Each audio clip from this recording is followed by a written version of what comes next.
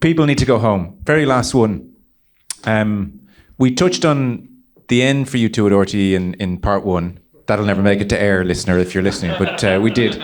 Well, I'm still, I've no All Ireland medal, right, out of the 4 hours, but I'm still on RTE out of the 4 hours. But hey, I'm on the radio. The radio is a better gig than the TV. You can say whatever the fuck you want on radio and get away with it. See, you have the face for the radio, Joe.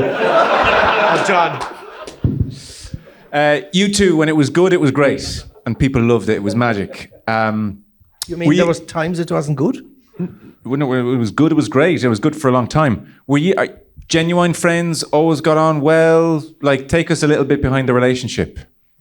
Well, you see, Pat's really, was a great surprise to me when I first met him. Obviously, as a sort of a god of football, he's unbelievably shy in his private life. Isn't that true? Like, we go down to Pat, you know, we're so fond of Pat and Rosary, and we go down, and there's a pub in Kenmare. What's it called? Crowley's, right? And he rings the owner in Crowley's, who keeps a wee private back snug where people can't see you, so that Pat says, "Look, you go in, and I'll be there." That's true. And so he likes to keep away from all of that. He has a very, very private life. And look, he's genuinely shy. Yeah, I used to say to Pat in Dublin, you know, geez, we'll go for pints. I'd love to go for the pints, you know.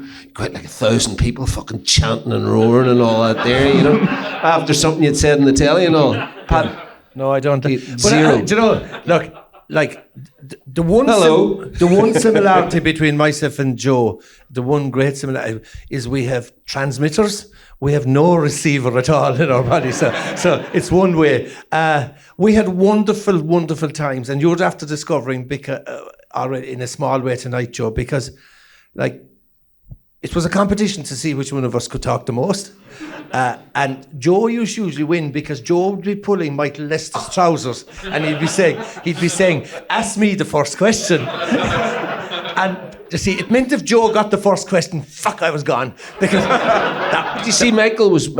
That was 10 minutes. But like the great thing Michael just threw the ball in. Yeah, you know, and you could say like the great thing about it, like, you know, there was no script.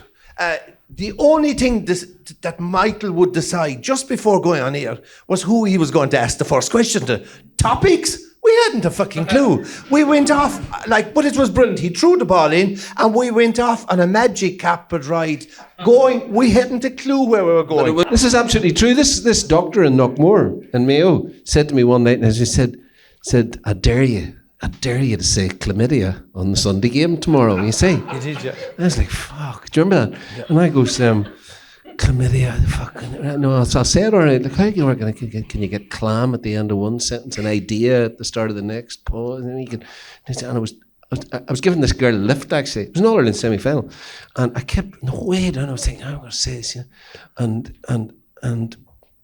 it just, eventually, there was nothing else for it. That Michael says, I'm coming to you first. So he always used to sit me beside him, you see. I'm coming to you,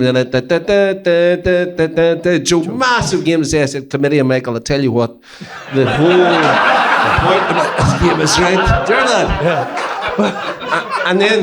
And then the thing was, you always use your hand gestures. Pat was saying, do you remember, Pat, you were saying a minute ago, you get Pat in there and Pat goes, well, I was saying, and just see, the thing about it is... And I was getting the text message, I can't fucking believe you said that, I was only joking. See, we used to have an awful chuckle, you know. Yeah, but I'd have fucking reams of paper. Every stat and statistic, I'd have everything. Joe would land in. He wouldn't have a sheet of paper, possibly have a biro, but definitely didn't have a sheet of paper. And, we're going live on here now, and Joe would write down a word. It could be anything at all, you know. But like usually Joe would have met, so it usually started off who Joe had met on the way up. And he usually had met the president, the Taoiseach, the Pope, Dalai Lama. He had met every important person that was at the game. Or if it didn't, they made it up. The other thing I used to, if you were in the middle of a debate about something, I would say that's very interesting, pal, actually, because statistically, you want to hear the statistics, and then we just make them up. Yeah. but then People would go because it was before the internet or anything. People would go, Jesus, fucking Brolly fairly settled fucking Spillane, But then and then this priest, do you remember the priest who did the statistics? So there's a priest who did statistics for RTE. Can't remember his name. Great fella, very Father serious. Owen. Father Owen. Yeah, and he was very, very. So I used to get these letters, Dear Joe, I could not help but notice that you said about the statistics and the blah, blah, blah. This is completely wrong. I have checked and double checked them. I know. Big long letter. Yours faithfully. But like, so if I luckily got the first question, and I keep going now because I have the, and Joe, like it could have been the greatest piece of analysis ever delivered on the television, and Joe would be opposite me, and Joe would be, and he'd be winding it up, and he said, this is shite, and I'd be still trying to keep talking to you at all, and like, where you'd really catch Joe is the National League games. League Sunday used to be a disaster, 12 hours inside in the studio, and Joe wouldn't have done no research on Division 2, 3 and 4, so Michael would say, right, after you'd be asking who's playing. Right, so after the break, Longford and Carlow, and Joe would say to me, I swear, give me a couple of names. So I'd say, look, the two key players there from Longford, John Murphy and Mick Sullivan. And right, Joe, tell me about that Longford Carlow game. And he's about to and I said, Joe, they don't exist at all. I didn't know. But it didn't bother Joe. Joe could carry it off. But look, the point was this, that people were talking about it. It was entertainment. And what's missed nowadays is that talking about football, if you're on television, you should be entertaining, regardless of what it is that you're there for. The problem now is it's like, Lee, Mayo missed 2 chances in the first half. Talk us through that. Everybody can see that Mayo missed 2 fucking chances in the first half.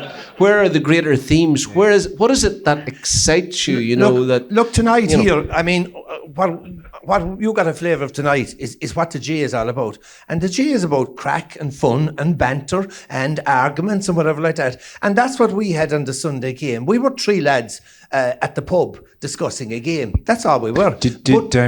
I suspect with Joe, he didn't mind that shy aspect to your personality. If you're at the centre of everyone's on Spillane, he said something he shouldn't have said. Did that bother you? Yeah, Did you find that tough? Oh, fuck, it was, I swear to God, was it tough?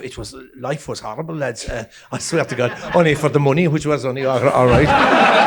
Like, obviously, that would not have bothered me in the slightest. I wouldn't care. Joe liked it, but I was only telling somebody lately, for the 25 years, what was my schedule like?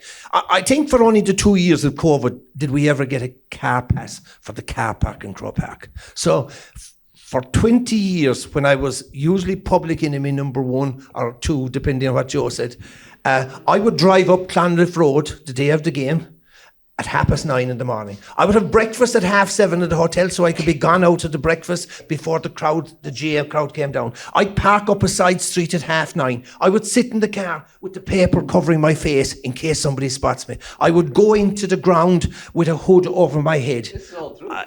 I have been hit by umbrellas by Mayo ladies. I have been punched by Donegal supporters. I have hidden in the back seat of Ger Canning's car, and the only time Rosario came to a match with me, the 2002 Kerry Armagh final at halftime, going well for Kerry, getting a bit cocky, got a bit carried away, and decided to crack a joke about Francie Bellew, the cornerback for Armagh, and said, my mother had just got a knee operation and she's still faster than Francie Bellew. They don't make you apologise for that. You apologise. Bad problem. Francie in the second half comes out and destroys Gooch. Armagh win the All-Ireland. Anyway, Rosario is waiting for me downstairs. Michael Lester is there and she says, where's Pat? And she said, he has a slight problem. And the problem was I was meeting the superintendent in charge of security, who warned me that it was risky to leave the ground. So I think we had one of our children, our eldest child. So myself and Rosario, it was in the car park at the Crow Park Hotel, where the Crow Park Hotel is. Myself and my wife and my child, we walked across with, I'd say, 10, 20 guards on either side and 400 or 500 Armagh supporters trying to kill me. It was, And like, do you know, it was frightening. And do you know, the problem was that they thought the fella on television, that's me. It wasn't me.